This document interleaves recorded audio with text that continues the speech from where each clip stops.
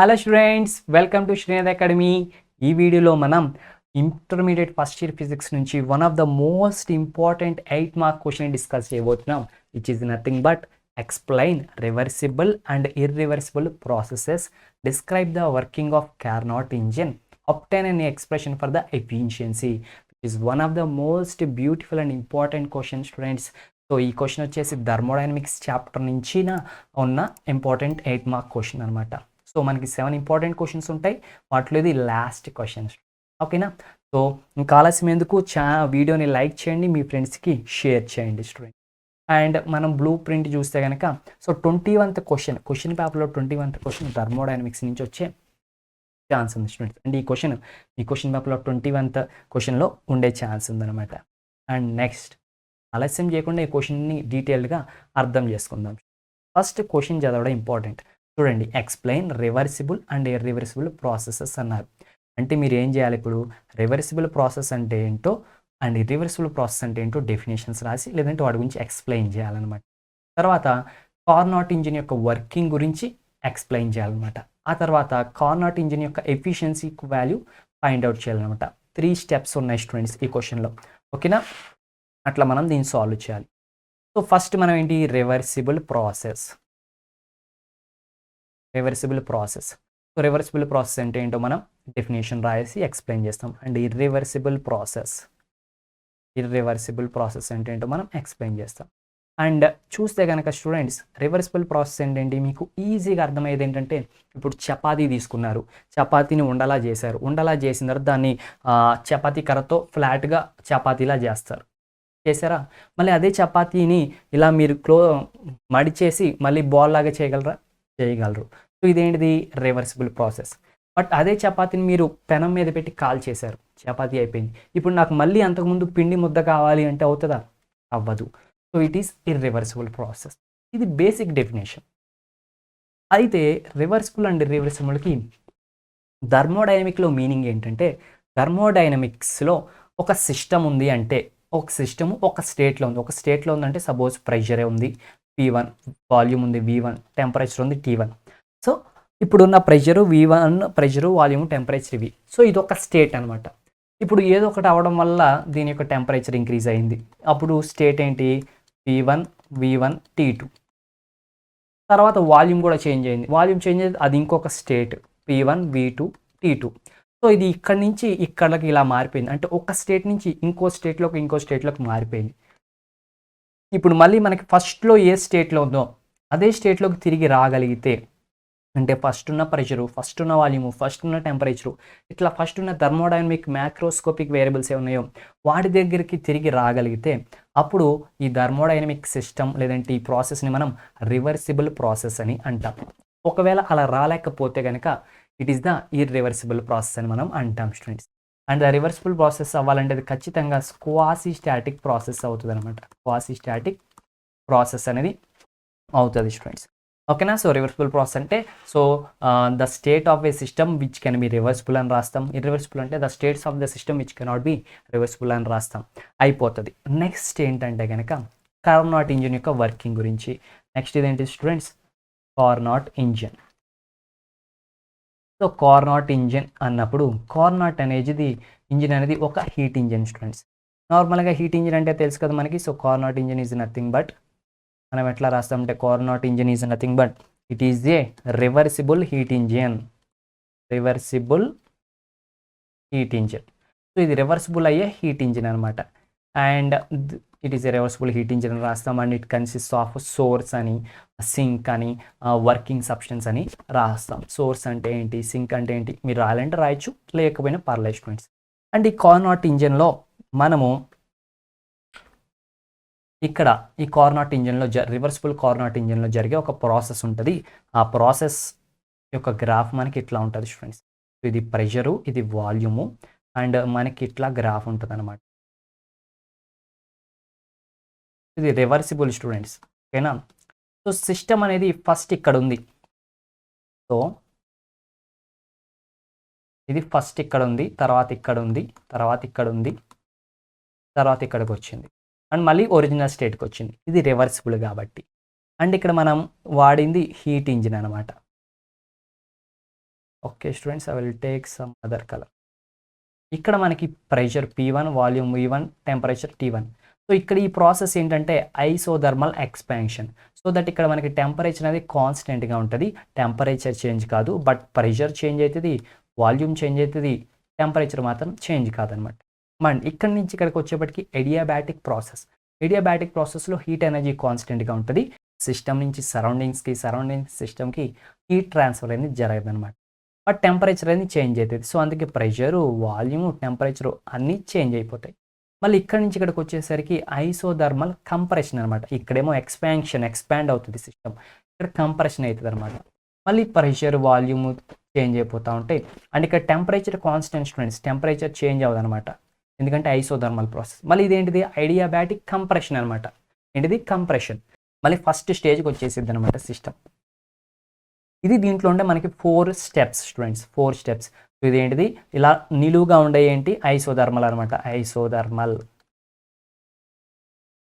ఇలా ఉన్నాయి ఏంటి అంటే కనుక ఐడియాబాటిక్ ప్రాసెస్ అనమాట. ఐడియాబాటిక్, ఇక్కడ ఐడియాబాటిక్.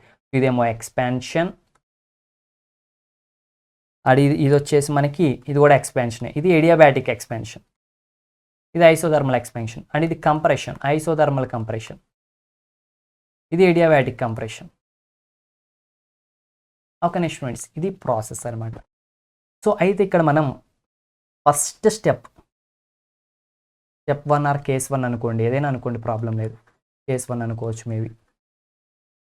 కేస్ 1 వచ్చేసి ఏంటంటే ఐసోథర్మల్ ఎక్స్పాన్షన్ అనమాట. Isothermal expansion. సో ఇప్పుడు ఏమవుతుందంటే మనం తీసుకున్నది ఏంటి, ఒక హీట్ ఇంజిన్. సో హీట్ ఇంజిన్ని తీసుకెళ్ళి సోర్స్ మీద పెడతాం, అంటే హై టెంపరేచర్ బాడీ మీద మనం ప్లేస్ చేస్తాం students. So source is placed, ఇక్కడ రాయాలి, మ్యాటర్ రాయాలన్నమాట. Isothermal in the source the heat engine is placed on high temperature body which is the source which is at a temperature T1 అని పెడతాం. So అప్పుడు gas expands adiabatic isothermally. So gas అనేది ఏమవుతుంది, expand అవుతుంది ఐసోథర్మల్గా, అంటే temperature remains constant. So ఈ ప్రాసెస్లో, ఈ ఐసోథర్మల్ ఎక్స్పాన్షన్లో మనకి వర్క్ డన్ జరుగుతుంది అనమాట. ఇక్కడ మనకి pressure, volume, temperature P1, V1, T1 ఉంటాయి. అది కాస్త గ్యాస్ ఐసోథర్మల్గా ఎక్స్పాండ్ అవడం వల్ల ప్రెషర్ చేంజ్ అవుతుంది, వాల్యూమ్ చేంజ్ అవుతుంది, బట్ టెంపరేచర్ చేంజ్ అవ్వదు అనమాట. అట్లా అయిపోయిన తర్వాత ఈ ప్రాసెస్లో, ఈ ఎక్స్పాన్షన్లో జరిగిన వర్క్ డన్ ఎంత అంటే దట్ ఈస్ W1 అంటాం. And that is equals to ఎంత అంటే Q1 అనమాట. ఎందుకంటే ఈ ఐసోథర్మల్ ఎక్స్పాన్షన్లో దీన్ని మనం సోర్స్ మీద ప్లేస్ చేసినప్పుడు ఆ సోర్స్ దగ్గర నుంచి ఇది ఏం చేస్తుంది, ఎనర్జీని అబ్జార్బ్ చేస్తుంది స్టూడెంట్స్, ఎనర్జీని అబ్జార్బ్ చేస్తుంది. Q1 అనే హీట్ ఎనర్జీని తీసుకుంటుంది. ఇక్కడ వర్క్ డన్ ఎంత వస్తుంది అంటే కనుక మనకి nRT1 ln of V2/V1 అనమాట. ఓకే స్టూడెంట్స్, ఇది ఫస్ట్ ఈక్వేషన్ అనుకోండి. నెక్స్ట్ కేస్ 2 వచ్చేసరికి ఇప్పుడు ఏం చేస్తామంటే కనుక దీన్ని తీసుకువెళ్ళి నాన్ కండక్టింగ్ స్టాండ్ మీద పెడతాం. నాన్ కండక్టింగ్ స్టాండ్ మీద పెట్టినప్పుడు ఇంకా సిస్టమ్ లోపల నుంచి బయట నుంచి సిస్టమ్కి గ్యాస్ హీట్ ఎనర్జీ ఎక్స్చేంజ్ అనేది జరగదనమాట. So which is adiabatic expansion. ఇక్కడ ఏమైందంటే కనుక టెంపరేచర్ అనేది చేంజ్ అవుతుంది స్టూడెంట్స్, బయట నుంచి హీట్ ఎనర్జీ అయితే రాదు. సో ఈ ప్రాసెస్లో సిస్టమ్ P2, V2, T1 దగ్గర నుంచి P3, V3 అండ్ T2కి మారుతుంది అనమాట. అండ్ ఇక్కడ వర్క్ డన్ ఏదైతే ఉందో దట్ ఈజ్ వచ్చేసి మనకి NR / γ-1 ఆఫ్ T1 - T2 అనమాట. అండ్ ఇది వచ్చేసి సెకండ్ ఈక్వేషన్. లైక్ దట్ మనకి థర్డ్ కేస్ ఉంటుంది, కేస్ 3. ఈ కేస్ 3 వచ్చేసి మళ్ళీ ఏంటంటే ఇంత నాన్ కండక్టింగ్ స్టాండ్ మీద పెట్టామా, అక్కడి నుంచి తీసేసి ఇప్పుడు సింక్ మీద పెడతాం. సింక్ మీద పెడితే ఏమైంది, ఇప్పుడు కంప్రెస్ అవుతుంది, ఐసోథర్మల్ కంప్రెషన్. సో ఇప్పుడు గ్యాస్ లేదంటే ఆ సిస్టంలో ఉన్న హీట్ ఎనర్జీ అంతా కూడా ఎక్కడికి వెళ్ళిపోయింది అంటే కనుక ఎక్కడికి వెళ్ళిపోద్ది స్టూడెంట్స్, సింక్కి వెళ్ళిపోద్ది. సింక్ అనేది ఎక్కడ ఉంటుంది, లో టెంపరేచర్ దగ్గర ఉంటుంది కదా, దానికి వెళ్ళిపోద్ది అనమాట. సో అందువల్ల ఇది కంప్రెషన్ అవుతుంది. ఇప్పుడు మనకి pressure P3, volume V3, temperature T2. ఇదేమైందంటే ఐసోథర్మల్ కాబట్టి టెంపరేచర్ మారదు, బట్ ప్రెషర్ అండ్ వాల్యూమ్ మారిపోతాయి అనమాట. ఇట్లా కంప్రెస్ అయిపోయింది. సో ఇక్కడ జరిగిన వర్క్ డన్ W3 అంటాం. అండ్ ఇక్కడ ఎంత హీట్ ఎనర్జీ ఇచ్చేసిందంటే Q2 అనే హీట్ ఎనర్జీ ఇచ్చేసింది, దానికి ఈక్వల్ అవుతుంది అనమాట ఇక్కడ జరిగిన వర్క్ డన్. అండ్ ఇక్కడ వర్క్ డన్ వచ్చేసి ఏంటి, ఫస్ట్ 2 కేసెస్లో కూడా మనం చూస్తే కనుక వర్క్ డన్ అనేది సిస్టమ్ చేస్తే, ఈ 2 కేసెస్లో, ఈ థర్డ్ కేసులో వర్క్ డన్ అనేది సిస్టమ్ మీద జరుగుతుంది అనమాట. ఓకేనా స్టూడెంట్స్. సో ఇప్పుడు Q2 33 ఈక్వల్ టు Q2 అనుకుంటే కనుక విచ్ ఈజ్ ఎంత అంటే n R T2 ln of V1 by V4 students. ఓకేనా. అండ్ నెక్స్ట్ కేస్ 4 వచ్చేసి మనకి ఏంటంటే కనుక ఇది ఎడియాబాటిక్ కంప్రెషన్. ఇక్కడ సిస్టమ్ అనేది ఫస్ట్ స్టేజ్కి వచ్చేస్తుంది అనమాట. ఇక్కడ వర్క్ డన్ W ఎంత అవుతుందంటే n R, okay students, n R T1 minus T2 divide by gamma minus 1. ఇప్పుడు టోటల్ వర్క్ డన్ ఎంత అంటే that is W1 plus W2 minus W3 minus W4. ఇక్కడ ఎందుకు ఈ రెండు మైనస్ చేశానంటే ఇక్కడ జరిగిన వర్క్ డన్స్ అంతకుముందు జరిగిన వర్క్ డన్స్కి ఆపోజిట్ అనమాట. And W2 value W4 value రెండు సేమ్ ఉంటాయి చూడండి. W2 value and W4 value same ఉంటాయి, అందుకే రెండు క్యాన్సిల్ అయిపోతాయి అనమాట. చూడండి W4 వాల్యూ ఇదేనా, ఎన్ఆర్ బై గామా మైనస్ 1, ఇక్కడ చూడండి ఎన్ఆర్ బై గామా మైనస్ 1 అయినా సేమ్ ఉంటాయి, క్యాన్సిల్ అయిపోతాయి. సో మనకి మిగిలేదు ఈ రెండే అనమాట. ఈ రెండింటిని సబ్ట్రాక్ట్ చేస్తే ఫైనల్ వర్క్ డన్ మనకి ఎంత వస్తుంది అంటే కనుక which is nothing but how much we are getting is, రెండిట్లో చూస్తే మనకి ఎన్ఆర్ అనేది మనకి కామన్గానే ఉంటుంది స్టూడెంట్స్. ఓకేనా, ఎన్ఆర్ కామన్గానే ఉంటుంది అనమాట. సో అలా మనకి ఫైనల్ వర్క్ డన్ వచ్చేసి n R, okay, T1 ln of V2 by V1 minus T2 of ln of V1 by V4. ఇది టోటల్ వర్క్ డన్. అయితే స్టూడెంట్స్ మనకి ఇక్కడ ఏమవుతుందంటే ఇక్కడ ఒక విషయం జరుగుతుంది. ఎడియాబాటిక్ ప్రాసెస్లో ఎప్పుడైతే ఎడియాబాటిక్ ప్రాసెస్లో ఉంటుందో ఆ ఎడియాబాటిక్ ప్రాసెస్లో TV power gamma minus 1 equal to constant అని అంటాం. సో దీనివల్ల T1 V1 power gamma minus 1 is equal to T2 V2 power gamma minus 1 అంటాం. అయితే దీన్ని ఇక్కడ ఈ టర్మ్స్లో అంటే మనం ఒక్క నిమిషం అండ్ ఇక్కడ సెకండ్ సిచ్యువేషన్, ఈ సిచ్యువేషన్లో ఉన్న టెంపరేచర్ వాల్యూమ్, ఈ సిచ్యువేషన్లో ఉన్న టెంపరేచర్ వాల్యూమ్ వీటన్నిటికీ కనెక్ట్ చేస్తే ఫైనల్గా మనకి ఏమని కంక్లూజన్ వస్తుంది అంటే కనుక వీటన్నిటి ద్వారా మనకు వచ్చే కంక్లూజన్ ఏంటంటే కనుక స్టూడెంట్స్ T2 బై T1 ఏదైతే ఉందో అది దేనికి ఈక్వల్ అవుతుంది అంటే V2 by V3 of whole power gamma minus 1కి ఈక్వల్ అవుతుంది. At the same time okay students, T2 by T1 దీనికి ఈక్వల్ అవుతుంది అనమాట, V2 by V1 not V3 V1. At the same time దేనికి ఈక్వల్ అవుతుంది అంటే కనుక V1 by V4 of gamma minus 1కి ఈక్వల్ అవుతుంది.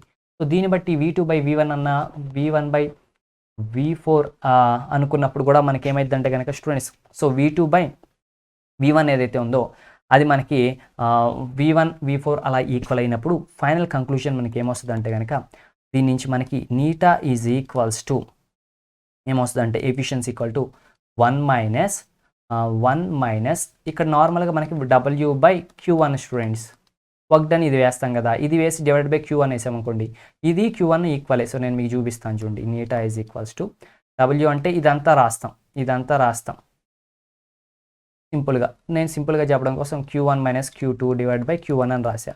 అప్పుడు ఏమైంది, ఇది క్యాన్సిల్ అయిపోతే 1 మైనస్ Q2 బై Q1 మిగులుతుంది. సో నీటా ఈజ్ ఈక్వల్స్ టు ఏమైందంటే Q2 బై Q1 అంటే Q2 అంటే ఈ టర్మ్ స్టూడెంట్స్, ఈ టర్మ్ మనకి మిగులుతుంది అనమాట. సో 1 మైనస్, సో ఎన్ఆర్ ఉంటుంది అండ్ T2 ఉంటుంది, ln of V1 by V4 ఉంటుంది and divide by n R of T1 into ln of V2 by V1 ఉంటుంది.